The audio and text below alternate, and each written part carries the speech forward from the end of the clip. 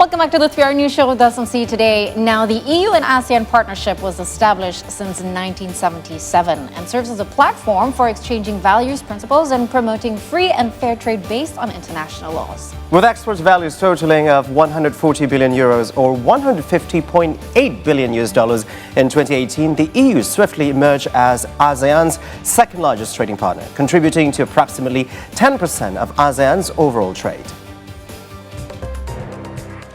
The EU also acts as ASEAN's largest provider of foreign direct investments. From 2021 until 2027, the EU has designated around 180 million euros or $194 million for regional cooperation with ASEAN.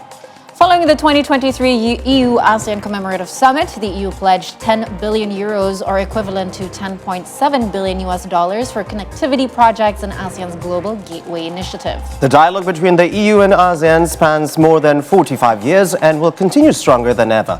The 24th EU-ASEAN ministerial meeting in Brussels in early February marked a new chapter in their long-standing strategic partnership, indicating promising collaboration in the coming years. Now, during the meeting, the ministers from both parties made significant progress on several areas of cooperation, including trade, green initiatives, digital transition, and of course, we also have global security. Yes, and this collaboration advancement may indicate a promising relation for both parties in the following years.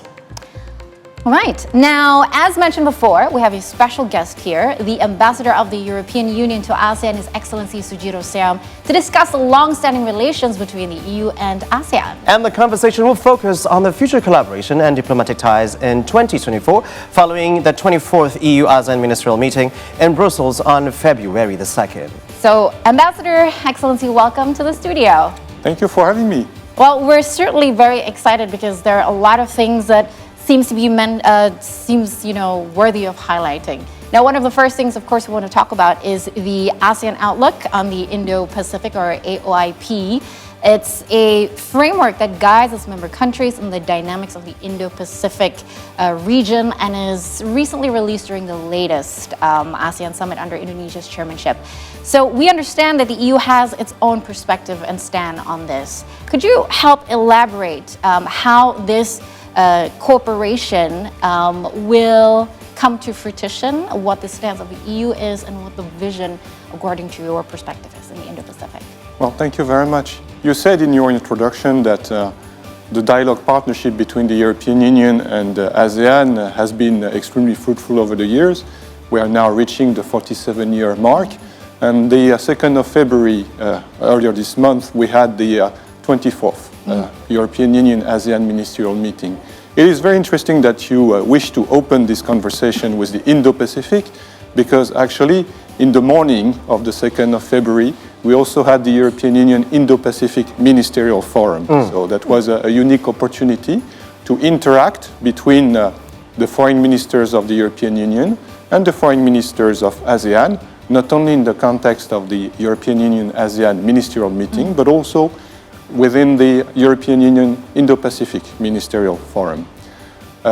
This was a very successful meeting because it produced a joint statement. It's not always the case, but having a joint statement endorsed by the 37 member states present, the 27 member states of the European Union and the 10 member states of ASEAN, is no small feat. If you look at the joint statement, there is a whole paragraph which deals with the Indo-Pacific. This is paragraph 6. What it says is basically that we have a lot of areas of convergence. In particular, the European Union and ASEAN both defend an open, inclusive, transparent, and rules-based Indo-Pacific. It also goes to recognize that the setup is a little bit different on the EU side and on the ASEAN side. On the EU side, we have the European Union Strategy for Cooperation in the Indo-Pacific with 7 priorities, which are prosperity, the green transition, oceans, connectivity, digital, peace and security, and human security. Whereas on the ASEAN side, we have the ASEAN Outlook on the Indo-Pacific with its 4 priorities, which are about maritime cooperation, connectivity, the Sustainable Development Goals, and economic and other issues. Now it's fair to say that, in particular in the context of the ASEAN chairmanship under the Indonesian chairmanship last year, the focus was very much on economy, totally in line with the theme of the chairmanship, epicentrum of growth. And I think one of the main achievements of the Indo-Pacific Forum of ASEAN was this list of 93 projects worth $38 billion US. And the EU contributed to that with 22 projects coming from Team Europe, the European Union, its member states, and its financial institutions. So I think it's a strong contribution. It was very good that the European Union and its member states participated in the ASEAN Indo-Pacific Forum, and it was very good that the ASEAN foreign ministers were in position to reciprocate and participate in the European Union Indo-Pacific Ministerial Forum. Now, I would argue that the European Union strategy is a little bit more than just focusing on the economic dimension of the Indo-Pacific. Yeah. This is a comprehensive strategy. This is a strategy which is articulated around geostrategic issues. This is a strategy which has a geopolitical ambition, and this is probably where we need to work together between ASEAN and the European Union.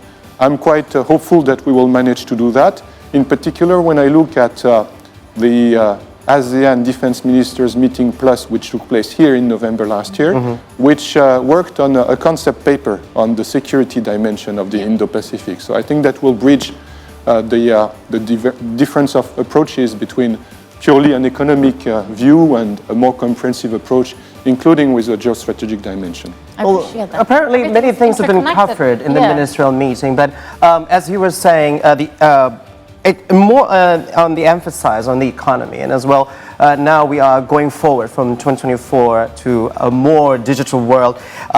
One of the topics of the discussion was the ASEAN Digital Economy Framework Agreement. And the EU itself expressed its eagerness to work together with ASEAN in this initiative. Now, how does the EU perceive collaboration with ASEAN in this field? I think there are three dimensions to that. And again, I would refer you to the joint statement. And digital economy, the Digital Economy Framework Agreement were referenced in paragraphs 10 and 20 of this joint statement. And basically, the three elements are the following.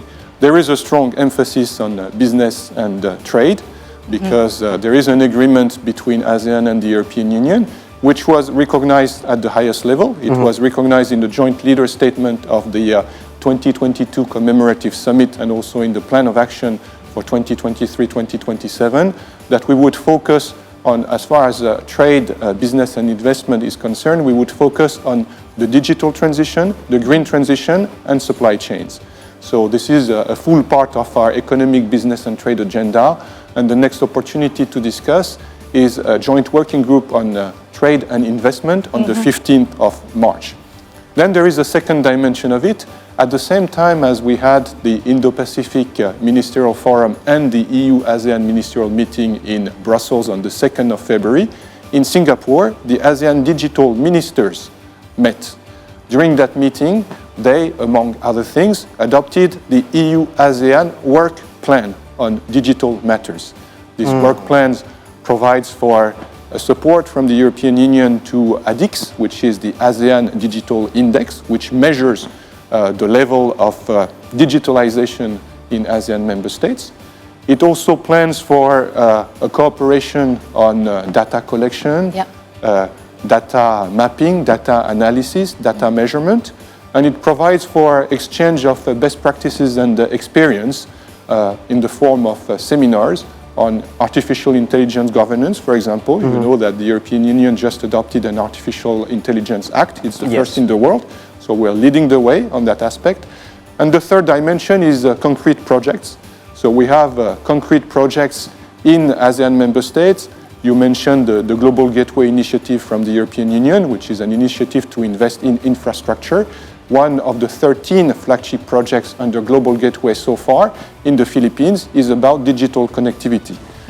We also have projects ongoing on cybersecurity, which is a dimension that we need to address when it comes to the digital transition. And finally, we also work at the bilateral level with the member states of ASEAN, which are the most advanced on the digital transition, in particular in the form of a digital partnership agreement between the European Union and Singapore. Oh, very interesting. I want to take you back to one of the things you mentioned, the joint working group meeting on trade. Now, recently there's been a certain update. The European Union is currently imposing stricter regulation in terms of imports of palm oil, for instance, and to the Southeast Asian countries. While many Southeast Asian countries continue to export it, right? So you mentioned before, recently there has been an ongoing joint working group meetings that was held on palm oil specifically also between the EU and relevant ASEAN member states.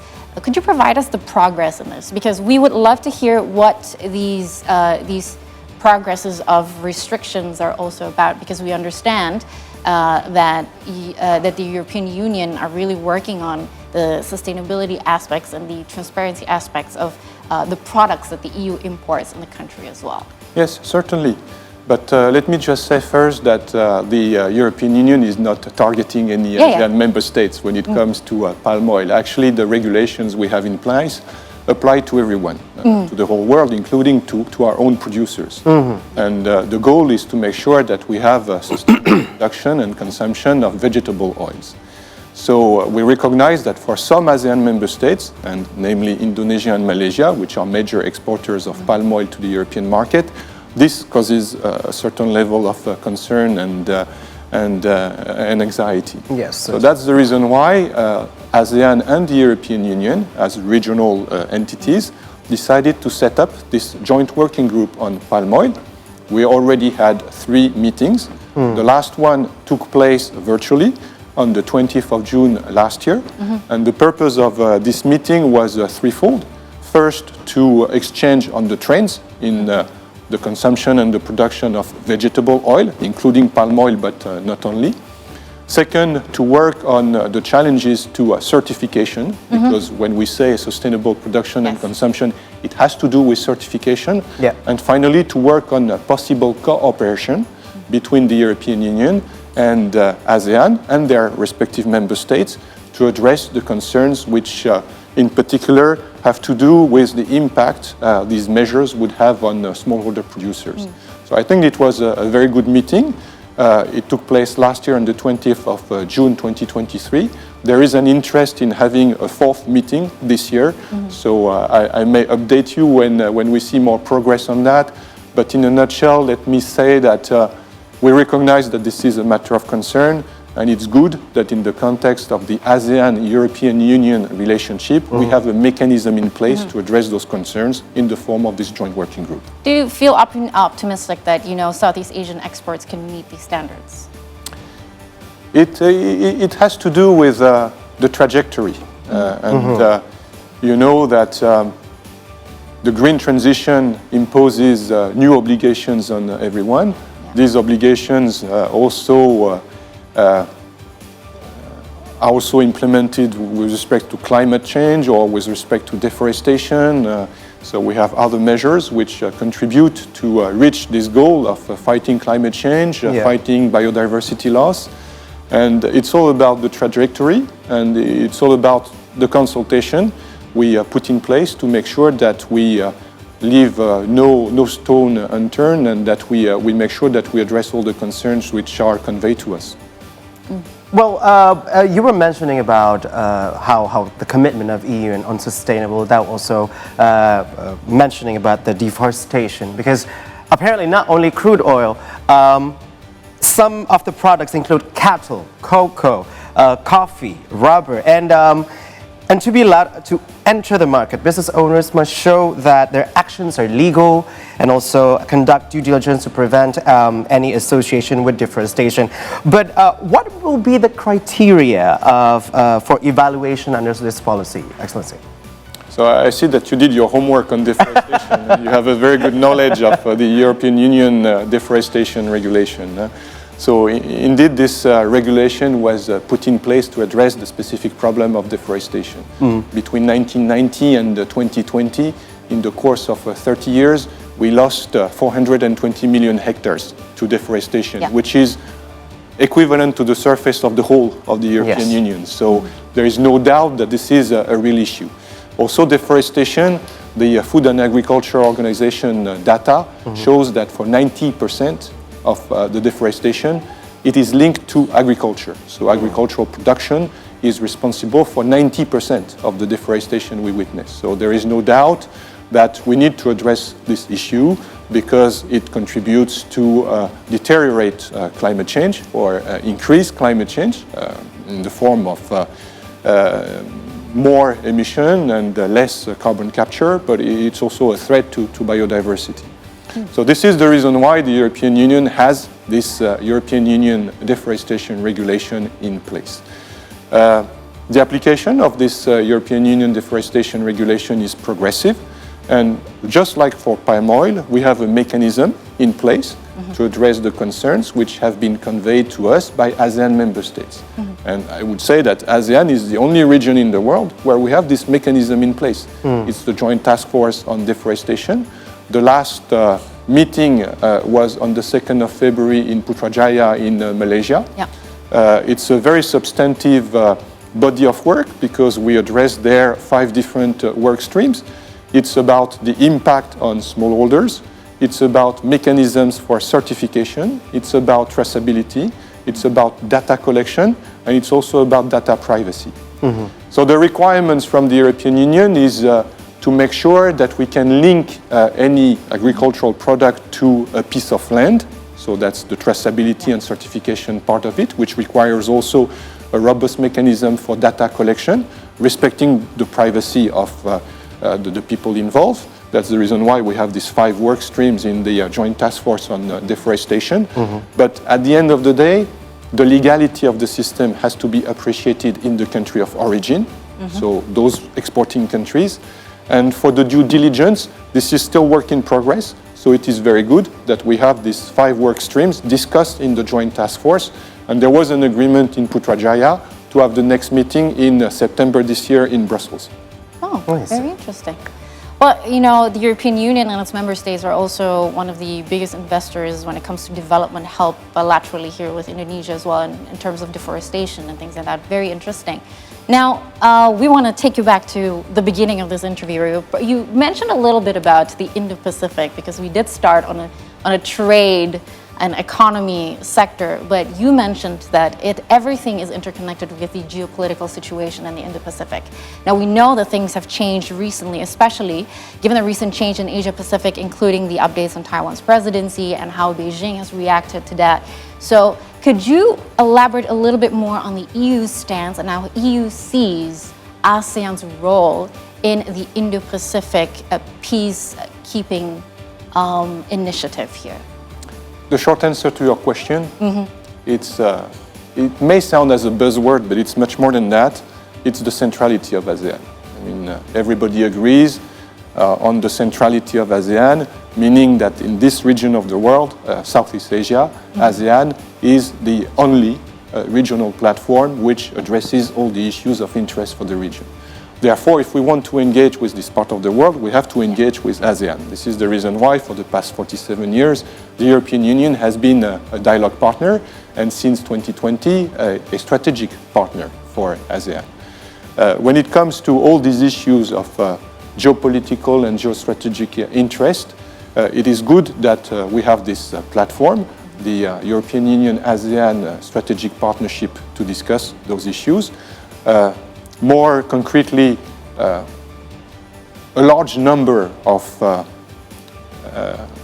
the interventions during the European Union-ASEAN ministerial meeting in Brussels were about those geopolitical hotspots that we have around the world. So again, if you look at the joint statement, it conveys and reflects the common position from the European Union on the one hand and ASEAN on the other hand, and their collectively 37 member states on those geopolitical situations. So we have paragraphs on the South China Sea, we have paragraphs on Myanmar, we have paragraphs on Ukraine, we have paragraphs on the Korean Peninsula, we have paragraphs on Afghanistan, and of course we have a paragraph on the Middle East and Gaza.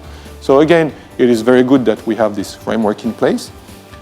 I would add that there is an aspiration from the European Union to increase its level of engagement with ASEAN on the political and defense and security front.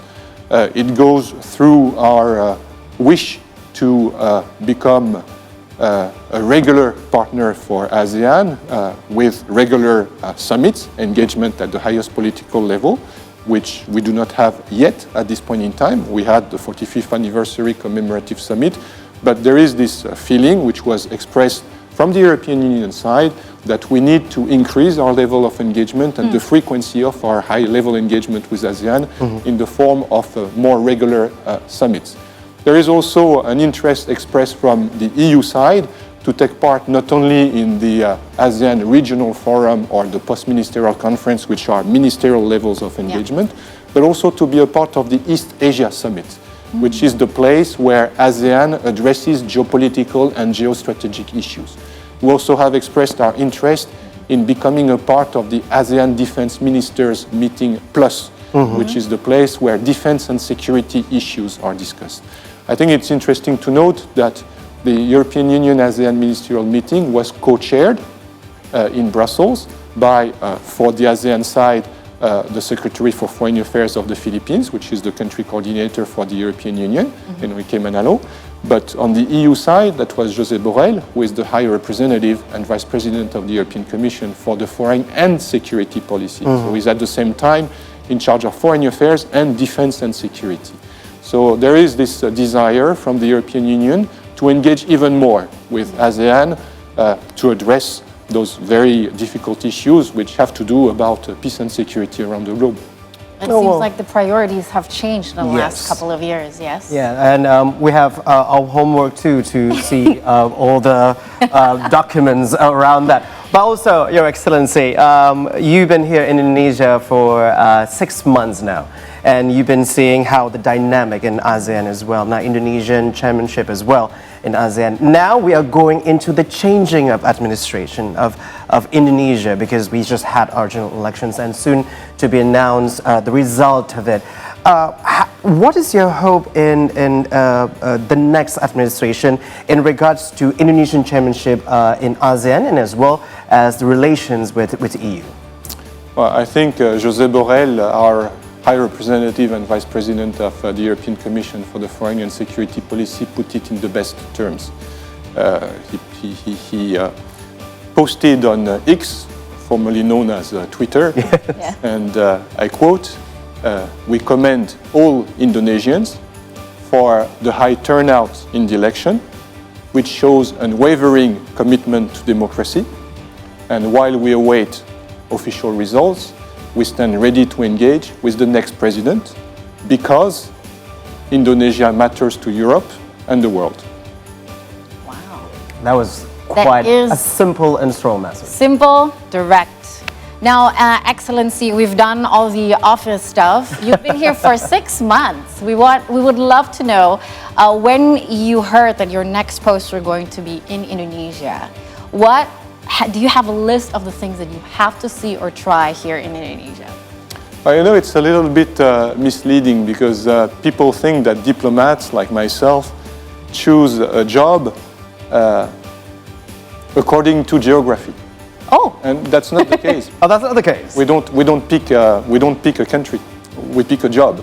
So I chose to be the ambassador of the European Union to ASEAN. It happens to be located here in Jakarta, but I did not pick Jakarta as my destination. So it's not like holiday. You know, you look at the map and just try to get pinpoint. the best beaches or the best ski slopes, depending on what you fancy. In my case, I just picked a job. And I'm very happy to be and very honored to be the ambassador of the European Union to ASEAN. Also because this is my heritage. Even though I'm a French career diplomat, I was born in Cambodia. Unfortunately, I had to flee this country in the dark years of the Khmer Rouge to escape the genocide. But I'm very happy to come back to the region as the ambassador of the European Union for ASEAN because I can feel that. Yes, of course, I'm 100% European. So I'm one of the Europeans, but I'm also Southeast Asian. So what is the thing that you miss the most about the region? I think it is still early days. So I might come back if you are kind enough to invite me again. Of course. After I had a chance to visit more of the countries in the region. Yes, well, we certainly look forward, and we know that this year is also going to be a new chairmanship, and ASEAN is going to keep you very busy because ASEAN means a lot of member states and a lot of relationships to build, whether it's the bilateral or the multilateral, side of it, and we're certainly very much looking forward to hearing more from you. So, Excellency, thank you so much for your time to come down to the studio. 6 months it took us, you're finally here. Thank you. So please enjoy the rest of, all of the things that you will experience here in ASEAN, in the Southeast Asian region.